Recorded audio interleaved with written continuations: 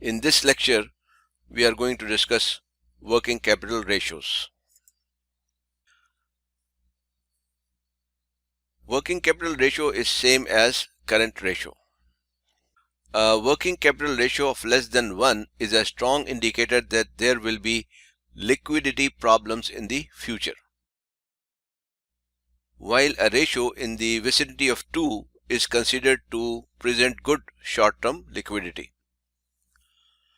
Some use the term working capital ratio to mean working capital or net working capital.